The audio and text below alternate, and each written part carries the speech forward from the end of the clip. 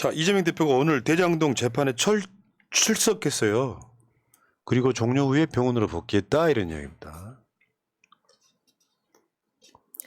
원래는 그 커밍순 그 전화 오는 거에서는 10월 5일 날 나오실 것처럼 이렇게 했었는데 아마 조금 더 요양이 필요한 상태가 아닌가 싶습니다. 그래서 오늘 재판만 이렇게 나오신 것 같고. 그리고 오늘 몸 상태 때문에 재판도 짧게 했다 이런 거죠, 지금. 보통 이런 사건은 형사 재판에서 첫 사건이 그 쟁점 정도만 서로 체크하는 과정이라 그게 길지가 않아요. 이런 사건들이. 이런 거 있잖아요. 이재명 대표가 대선에 나올 때쯤에는 이재명 대표의 역대급 업적들이었죠, 이게 다. 야, 성남 FC 뭐 대장동, 백현동 다 똑같아요. 역대급 업적이었는데 요거를 누명을 씌워서 범죄자로 만들어버리는 스킬. 똥물을 찍은 거죠. 네. 결국에는 이번에도 보니까 뇌물은 증명도 못했어요. 그러니까 뇌물이라는 걸 증명 못하니까 뭐 제3자 뇌물이나 배임이나 이런 걸로 계속해서 지금 그거 하고 있는 거죠. 뒤집어 씌우는 거예요. 이게 이제 법으로 돈 버는 애들, 법으로 빠져나가는 애들은 법꾸라지 이렇게 부르죠. 그런 사람들이 뒤집어 씌워가지고 상식적으로 생각해봐요. 이재명 대표한테 씌워준 저 배임이 뭐냐고. 이미 성남시가 5천억 이상을 걷어들였는데 그 사례는 대한민국에 유일무이합니다. 근데 더 덜 걷어들였다고 4,895억 원 손해봤다고 배임. 이게 있을 수 있는 일이냐고. 그러니까 원균이 이순신을 모함할 때 어떻게 모함하냐면 이순신이 일본군을 한산대첩에서 그렇게 쳐 발라버린 다음에 부산 앞바다에 일본군들을 묶어놨는데 원균이 이순신을 모함할 때 그렇게 모함합니다. 이순신이 출격해서 일본 배들 잡았으면 더 많이 잡을 수 있는데 저 게으르고 무능한 자가 그 자리에 앉아서 일본군을 격퇴를 안 하는 바람에 전쟁이 커졌다. 또 그 말을 듣고 선조는 이순신을 백의종군을 시키죠. 네. 지금 그걸 똑같이 보고 있는 거예요. 지금 우리는. 그러니까 아까 우리가 그 그림으로도 보셨지만 죄가 이거 없어. 뇌물 줬다는 증거가 없어. 그러니까 비슷한 뭔가를 찾아가지고 결국에는 기소시킨 거잖아요. 이 기소 자체가 역사적 사건이에요. 앞으로 공공개발 못합니다. 대한민국이 그렇게 망가지고 있는 거예요. 우리가 계속 말씀드리고 왔지만 LCT에서는 공공황수 영원입니다. 부산 LCT. 그 아파트가 들어서게 하려고 1,000억 들여서 도로를 깔았어요. 배임이 아니에요. 이 기준으로 말하면. 배임이죠. 어마어마한 배임인 거죠. 그렇죠. 있을 수 기준으로 없는 따지면 사건인 있을 거예요. 수가 없는 일이죠. 이재명 대표님은 돈을 벌어왔는데 덜 벌었다고 배임이면 안 써도 되는 돈을 1,000억을 쓴 거는 그럼 도대체 뭐라고 설명을 해야 되냐고. 배임이죠. 그렇죠. 아니 그러면 거둘 수 있는 세금은 56조를 덜 거둔 거 어떻게 설명할 거냐고. 사형. 저는 그렇게까지 말하지 않았습니다. 진지한 논리면. 그래서 근데 네. 검찰 내부에서도 뭘 더 해야 될지 모르겠다. 우리 조사할 만큼 다 했고 더 이상 뭘 더 해야 될지 모르겠다. 이런 목소리가 계속 나오고 있는 거 아닙니까? 근데 이번에 이재명 대표가 재판에 가가지고요. 그 재판 마지막 장면을 한번 읽어드리도록 하겠습니다. 재판 말미에 이 대표는 발언권을 요구한 뒤 4분가량 진술했다. 그는 기소된 내용에 대해 상식적인 입장에서 봤을 때 기본적으로 말이 되는 소리냐는 생각이 든다고 말했다. 그는 민간 사업자였던 사람들은 제가 혐오에 맞지 않는 부동산 투기 세력들이라며 이들이 성남시에 발붙이지 못하게 하는 게 중요한 목표 중 하나였다고도 했다. 이어 이들이 원하는 것을 제 입장에서는 단 한 개도 들어준 게 없다며 유착관계라면 대장동이든 편의를 안 봐줬을 리가 없는데 민간 사업자와 얼굴 한번 본 일도 없다고 강조했다. 그는 그들끼리 한 녹취록을 보면 제가 자신들을 미워해서 숨어 있었다고 스스로 얘기하지 않나라며 검찰이 그런 기록을 가지고 있다며 모멸감을 느꼈다고 했다. 이 대표는 수사를 몇 년째 하는 거냐라며 검사가 수십 명 투입됐고 수백 번씩 압수수색을 하고 지금도 한다. 내가 살아있는 한 계속하지 않겠나라고 말했다. 그는 마지막으로 정진상 전 실장과 신체 접촉을 하게 해달라고 판사에게 요청했다. 그는 보석 조건 때문에 정진상과 전혀 접촉을 못하는데 이 법정 안에서라도 휴정하거나 재판이 종료되면 대화는 하지 않을 테니 신체 접촉을 할 수 있도록 허가해달라. 안아보고 싶다고 했다. 판사가 허가하자 정 전 실장을 끌어안았다.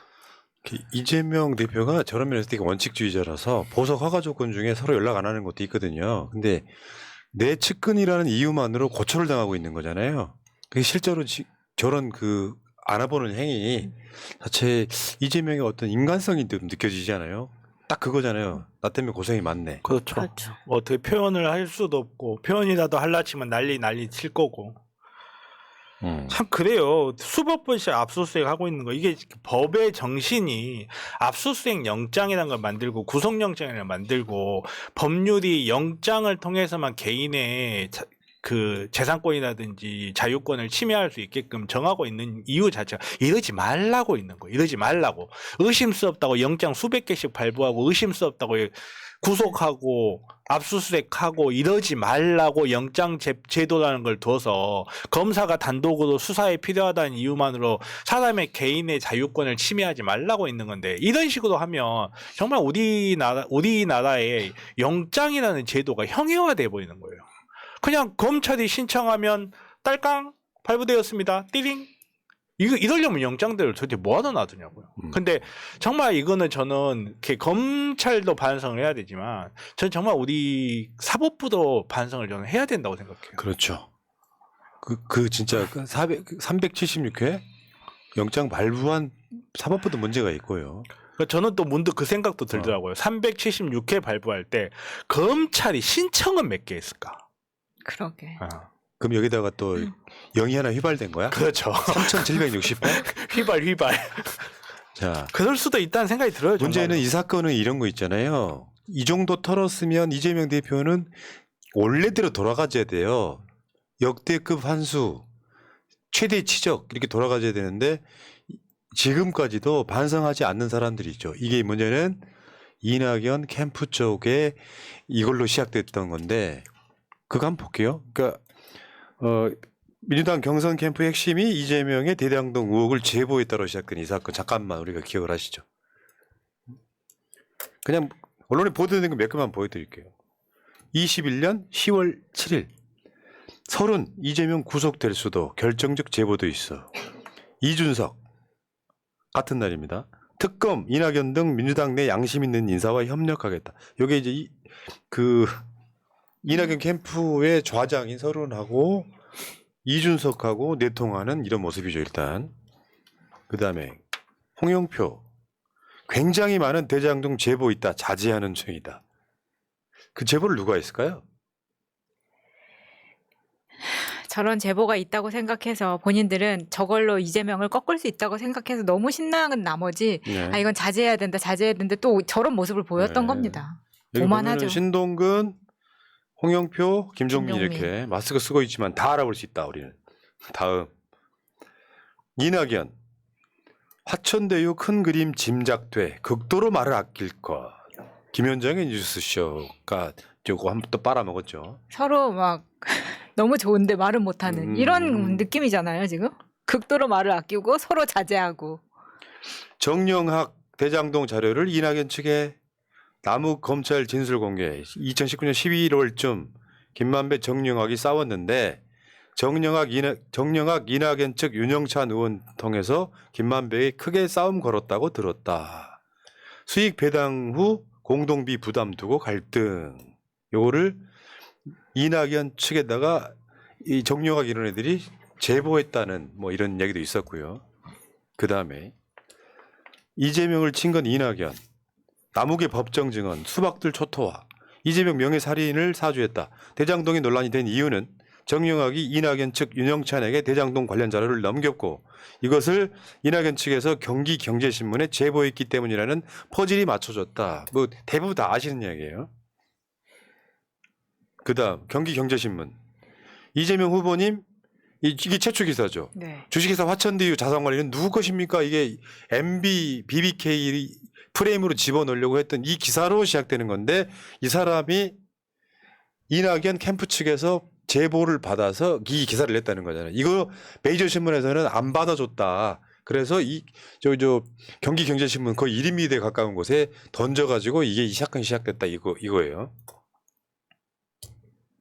그 다음에 대장동 최초 보도 기자 민주당에서 제보한 것 이게 이제 아까 말한 그 경기경제신문 박종명 대표 기자 SNS고요. 본인이 밝힌 거죠. 분명히 밝히지만 대장동 특혜 의혹은 더불어민주당 당내 경선 과정에서 같은 당 핵심 후보 측에서 이재명 후보가 몸통이라고 제보한 것이라고 밝혔다. 자, 봉지욱 기자의 SNS도 한번 볼게요. 대장동 최초 제보자 남욱은 2021년 검찰 조사에서 정영학이 윤영찬 의원실에 대장동 관련 제보를 했다고 진술한다. 2021년 9월부터 본격 시작된 언론의 대장동 보도 소스 중 일부는 이낙연 캠프였다고 기자들은 말한다. 청와대 민정수석실 쪽에서 소스를 제공받았다는 모 기자의 얘기도 있다.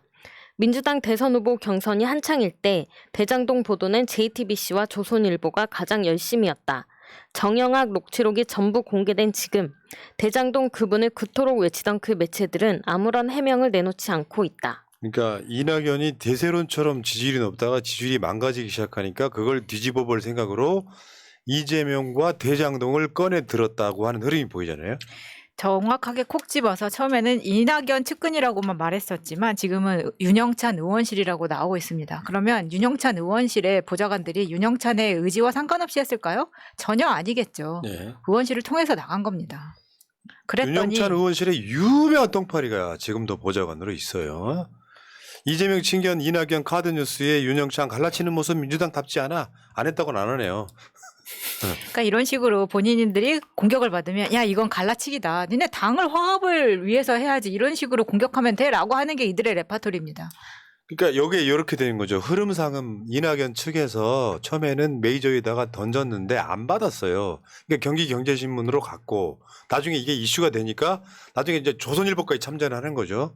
그 순서가 이낙연 측에서 친국민의힘 성향 기자한테 보내고 이게 조선일보로 가고 하면서 어마어마하게 키웠죠. 역대급 지적을 범죄화시키는 데는 3인성 오면 끝났던 거예요. 민주당에서 제보하고 이낙연 측에서 제보하고 메이저 언론들이 때리고 대장동 그 기사 정말 어마어마하게 쏟아졌잖아요. 정말 뭐가 있는 것처럼. 심지어 동아일보 채널A인가는 그분이 그 녹취록에 대장동 뭐 녹취록에도 그렇죠. 없는 이야기를 그분이 있다는 것처럼 계속 질러댔잖아요. 그러니까 이재명은 구속된다는 이야기를 2021년 이 보도가 나올 때부터 서론 등을 통해서 그 입으로 계속 이야기를 했습니다. 사실 2년. 대장동 사건이 아니었다면 지금 우리가 저 꼴을 안 봐도 되죠. 그러니까요. 대장동 사건이 정말로 제대로 평가를 받아서 이게 성남시장의 시절 정말 작은 지방자치단체의 장이던 시절에 이 정도의 행정력을 보여줘서 시민들한테 이런 이익을 돌려줬다라는 이야기로 사람들한테 정해졌다면 지금처럼 이재명이 악마화가 되고 그리고 이유도 모른 채 이재명이라고 하면 싫어하는 사람들이 지금처럼 양산되고 그렇죠, 있는 그렇죠. 지금 같은 현실이 안 생기는 거거든요. 그러니까 진실도 외면한 채 이재명 형수 욕설 한번 때리고 대장동에서 뇌물 받은 사람이고 대장동에서 안 나오니까 또 다른 걸 털는 방식으로 해가지고 재판을 선하게 만들어버렸어 지금. 계속 그런 식으로 돌리고 있는 거예요. 근데 만약에 저 시작점이 저게 없었다면 이재명 대표는 대통령이었을지 모릅니다. 그렇지 않겠어요? 그렇겠죠. 그러니까 역대급 비호감 대선 만들면서 윤석열이나 이재명이나 똑같은 놈들이야. 이게 검찰 논리대로 가면 대통령이 될 수 있었는데 안 됐다고 이건 범죄라고 할래나? 지금 하는 거 보면 그러고도 남을 것 같아. 근데 문제는 그 시작점이 민주당 내부였다는 사실에 분노하고요. 그렇죠. 그러니까 이 이재명 대표의 그 뭐 영장 등이 기각되고 이랬을 때 한 번이라도 지금 소위 말하면 수박들 이낙연 측의 국회의원들이 사죄하거나 이런 모습이 없잖아요. 반성하지 않잖아요.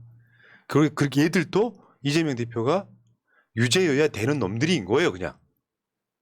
그러니까 내부적으로 끊임없이 저런 짓거리 하고 있는 거예요.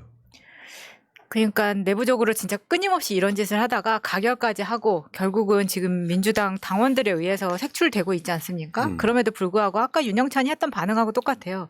야 너네 이런 식으로 갈라치기를 해? 당이 화합을 해야지.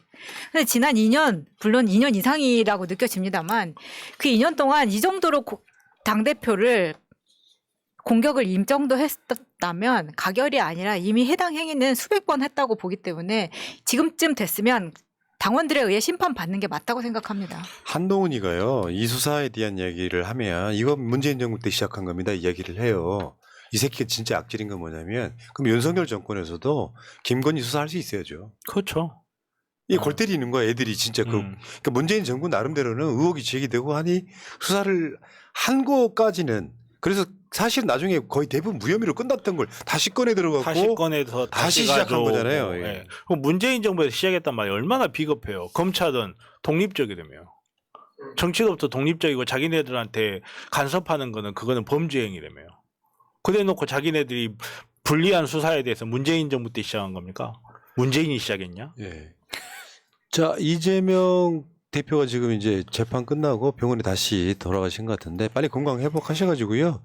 이재명의 그 연설 같은 거 한번 보고 싶어요. 지금 병원에서 택시 타고 나오셨다는 이야기가 있습니다. 그래요? 네, 국회로 지금 최상병 패스트트랙 때문에 투표하고 아. 혹은 이제 혹시 강서구 응원 현장에 잠깐 나타나실지도 모른다라는 이야기. 알려지기로는 공식 컴백 시점은 보궐선거 압승하고 나타나지 않을까 뭐 이런. 오늘 본회의는 참석하시는 것 같습니다. 다음번에는 대박 114를 이용해 주세요.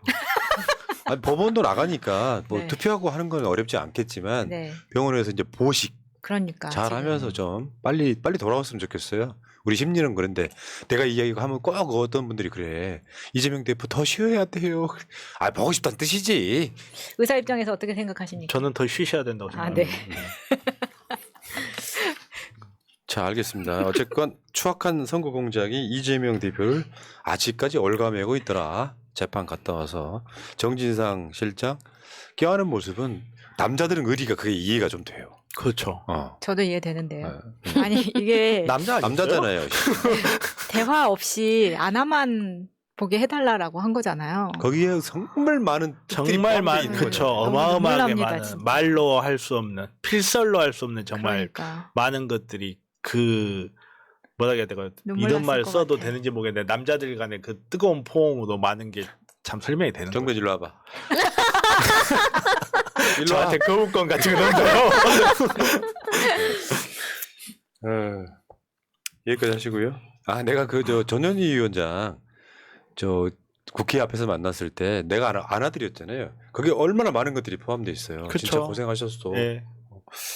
자 여기까지 하시고 태우 찍지 마 씨바 붕짜자 붕짜 튀기님. 진교훈 구청장 가져가셨어요. 야 닉네임 이렇게 재밌을 수 있냐? 왜 우리 거 컨닝해? 태우 찍지 마 씨바 붕짜자 붕짜 튀기님 감사합니다. 이거는 닉네임을 읽은 것일 뿐입니다. 고노동길님 내 사랑 정변 방긋 감사합니다. 고맙습니다.